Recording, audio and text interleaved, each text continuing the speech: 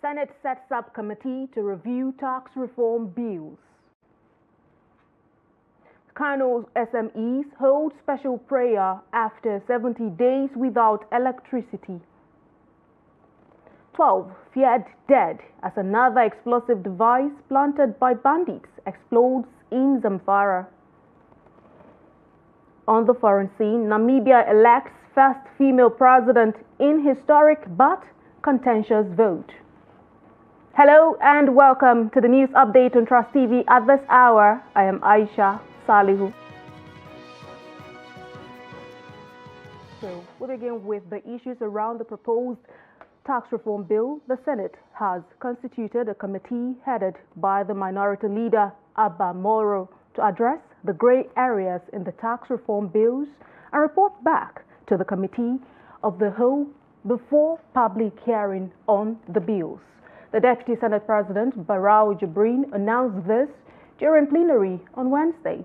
Barau, who presided over the session, said there were controversies over the bills, adding that the committee is saddled with the responsibility of consulting with the Attorney General of the Federation, the executive arm, and other critical stakeholders. President Bola Ahmed Tinubu had on October 3, 2024, transmitted to the National Assembly 4 tax reform bills in a letter read by the Senate President Godswill Akpabio and Speaker of the House of Representatives Tajuddin Abbas during separate plenaries of the two chambers. Tinubu said the bills would bolster Nigeria's fiscal institutions, adding that they were in line with his government's broader development objectives for the country. But Nigerians, including governors, traditional rulers, civil society organizations, some federal lawmakers, and others have kicked against the bills. Barau also named Senators Titus Zam, Oji Uzokalu, Sani Musa, Abdullahi Yahya, among others, as members of the committee. Following the controversy trailing the tax reform bills, President Bola Tinubu has directed the Ministry of Justice to work closely with the National Assembly to address concerns raised by Nigerians. The president, who is in South Africa, handed down the review order on Tuesday as some northern youth stormed the National Assembly in support of the bills. The bills, the Nigeria Tax Bill 2024, the Nigeria Tax Administration Bill, the Nigeria Revenue Service Establishment Bill, and the Joint Revenue Board Establishment Bill have generated hot debates and contention across the country, with northern governors and lawmakers opposing their passage. Critics argue that the reforms could disrupt the balance of fiscal federalism, potentially centralizing tax authority and diminishing state revenues.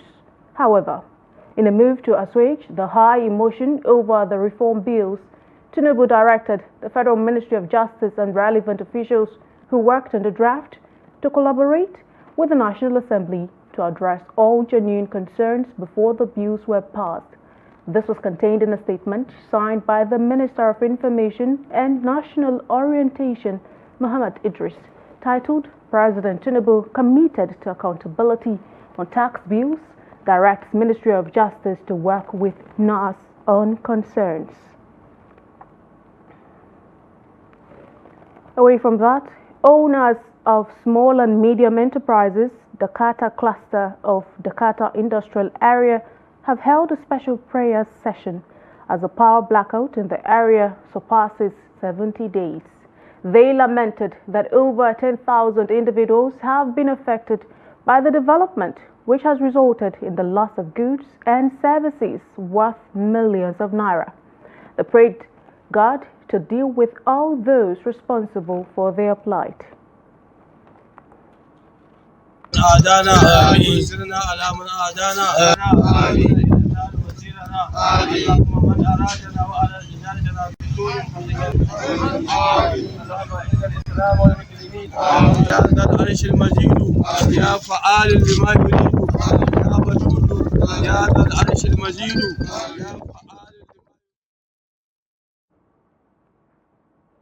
Now to a sad development. 12 people are feared dead in Yartasha village of Maru local government area of Zamfara after an explosive device suspected to be bomb exploded in the area. The incident, it was gathered, occurred around 8 a.m. on Wednesday after a commercial driver conveying passengers to Dansadao town ran on the device suspected to be planted by bandits. This is the second time an explosive device planted along the Dansadao road is exploding within a week, after a similar device suspected to be planted by bandits exploded last Sunday after being hit by an 18-seater bus, killing only the driver on board. A resident of Yartasha village who doesn't want to be named said the driver of the car, a Volkswagen Golf model, ran onto the device which instantly exploded and scattered the vehicle into pieces. To security matters, the Ogun State Police Command has confirmed the killing of Elijah Gideon Ebukwe by yet-to-be-identified gunmen at OK Winners Hotel in Bosoro Igode in the Shagamu local government area of the state. The police public relations officer, Omolola Odutola, confirmed the incident in a statement issued in Abeokuta, the state capital. According to her, Ebukwe was shot dead while trying to escape when he came under attack by gunmen who stormed the hotel where he lodged as a guest. It was learned that despite breaking into the ceiling of the hotel to escape from the assailants, the gunmen still gunned him and took his belongings away. She added that at the time of the attack, the hotel staff, mostly women, were locked in another room while the assailants proceeded directly to the guest room. The police public relations officer said an investigation has commenced to unravel if the incident was cult-related. She added that the case would be transferred to the police headquarters in Elewero, Abeokuta for a more discreet investigation. The Federal Capital Territory Commissioner of Police, Olatunji Disu, has issued a stern warning against the illegal use of vehicles with tinted windows in Abuja, pledging a decisive crackdown on violators. Speaking at a news conference in Abuja, Disu explained that the enforcement of laws on tinted glasses aims to curb the rising cases of one-chance operators who pose as commercial cab drivers to abduct unsuspecting residents.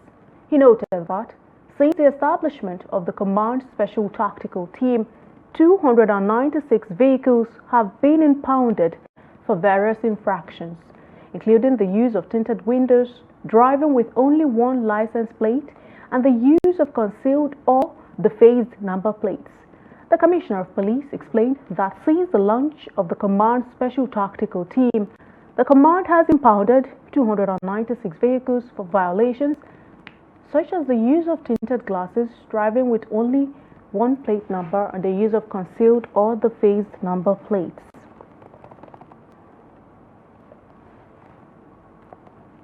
As part of efforts to boost public safety during the upcoming festive season, the Nigeria Police Force's Public Relations Officer, ACP Olumuyiwa, added this time around we're in Ember Month. Video aimed at raising security awareness.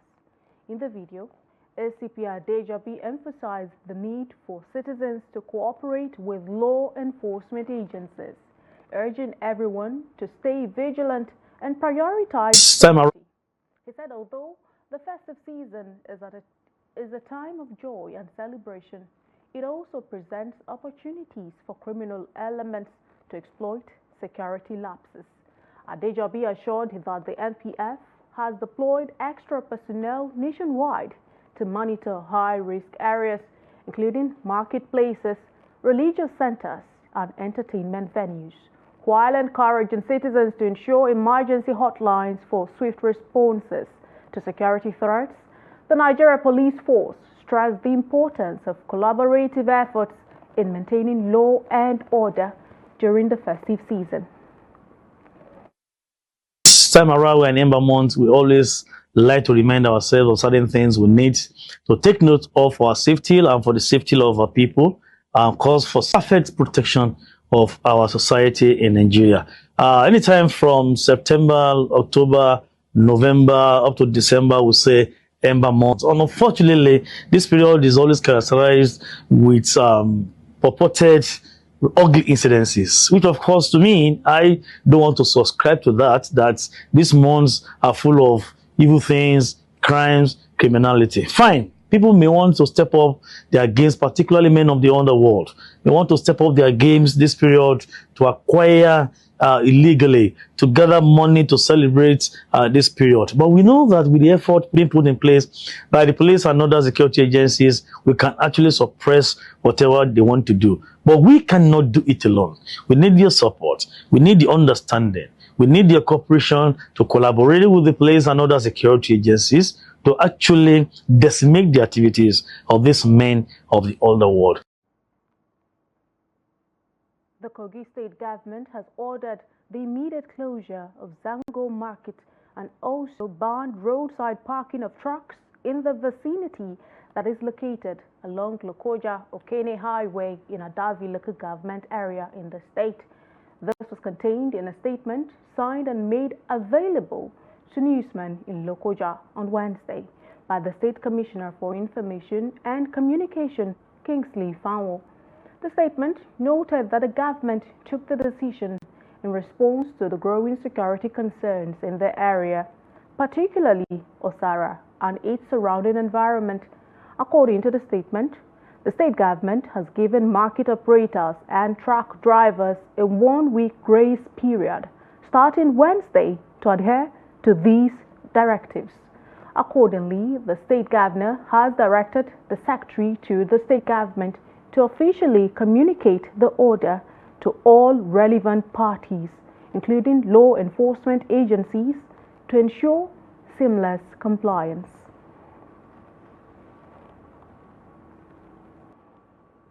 And to more stories. Members of the Independent National Identification Agents Union in Nigeria's Southwest region have protested an alleged non-payment of their 2 years commission and unlawful invalidation of their operational licenses by the leadership of the National Identity Management Commission. The group, led by Taiwo Odebumi, who spoke on behalf of over 120 affected agents, called for the swift intervention of President Bola Tinubu-led federal government on the issue. Speaking with newsmen in Ibadan, the Oyo State capital, Odebumi said the hardship that they have been subjected to as a result of the non-payment of the commission and invalidation of their operation licenses have made life most uncomfortable and unbearable for its members. They gave us a proposal, but they said NIMC required a special equipment for that purpose. And most of us that are businessmen don't have such equipment. And when we were told the cost of the procurement of the equipment, which was over 4 million naira, we said there was no way we could get it.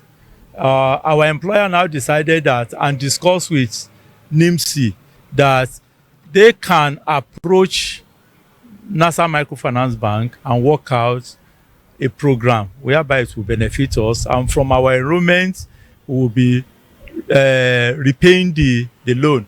We received training from NIMC for about a month before we were finally engaged.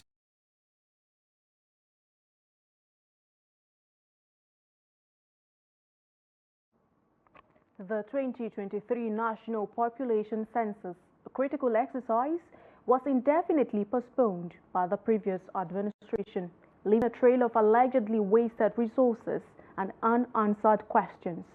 Despite significant investments of over 200 billion naira in planning, the census was halted. Trustee Adamu Imam reports on the impact of this delay and the concerns raised by residents and experts. The report. Preparations for the 2023 census began in 2014 with a substantial portion of the 200 billion budget allocated before the current administration took office. the procurement of digital equipment and the training of ad hoc staff for the 774 local government areas were well underway when the abrupt postponement occurred. This decision, influenced by the country's economic challenges, has sparked reactions from Nigerians. A lot of money has been budgeted, not just government, development partners, countries from around the world have contributed, United Nations and everybody have contributed huge amount of money in materials and even technical assistance. Materials, huge facilities have been provided for this particular census. But almost all the people are wondering what happened, because there was a time I recall when people were recruited, they are even trained. Some of them were even given some stipends, allowances, expecting that this exercise was going to kickstart. But all of a sudden, it has gone behind the curtain. I don't even think the budget that during the Buhari administration that they did, that we still have that budget with the mismanagement. I don't think that budget is still there. So if government is coming in now, it's a new budget. The equipment government procured during that time, I don't think those equipment will work at this time, because where did you store those equipment? We are very poor in handling of equipment. So I think it is a new thing. Government is looking at it as if it's a big burden. Demographic experts such as Dr. Yahya Yakubu from Sazu University, Bauchi, expressed concerns about relying on speculation and assumptions rather than concrete data. They highlighted the rapid population growth, particularly due to rural-urban migration, as a significant challenge that requires accurate population data for effective policy making. If you don't know the population, the actual population of a state, how will you be able to distribute actually what a particular state deserves? So these are all issues that the federal government needs to look into and see the importance of conducting this census. The last time we had this census was 2006, and the population of Nigeria as of then was around 160 million or thereabouts. As Nigerians grapple with these issues, the need for a timely and accurate population census becomes increasingly evident. The government must prioritize this critical exercise to inform development planning and address the nation's growing population. Adam Imam, Trust TV News, Bauchi.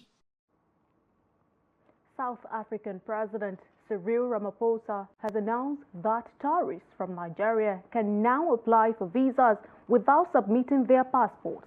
The president also disclosed that Nigerian businessmen and tourists who qualified for the process can be granted a 5-year multiple entry visa. Ramaphosa spoke on Tuesday at the opening of the 11th session of the Nigeria-South Africa Bi-National Commission in Cape Town, South Africa.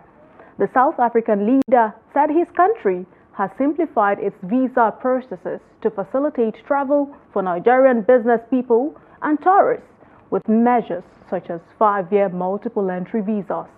He also pledged South Africa's commitment to removing constraints on greater investment and addressing the challenges faced by companies in both countries. Meanwhile, the two countries have agreed to finalize the 5-year-old Memorandum of Understanding on the Early Warning Mechanism, which monitors threats of violence, acts of criminality, and reprisals involving nationals of both countries. Namibia elected its first female leader as Vice President. Netumbo Nandi Ndaitwah was on Tuesday declared winner of a presidential election that was tarnished by technical glitches that caused a 3-day extension to allow votes to be cast and rejected as illegal by opposition parties.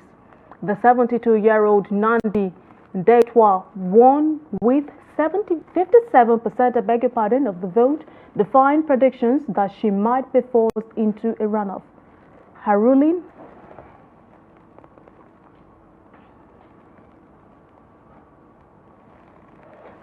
SWAPO party also retained its parliamentary majority, although by a very thin margin, and extended its 34-year hold on power since the Southern African country gained independence from apartheid South Africa in 1990.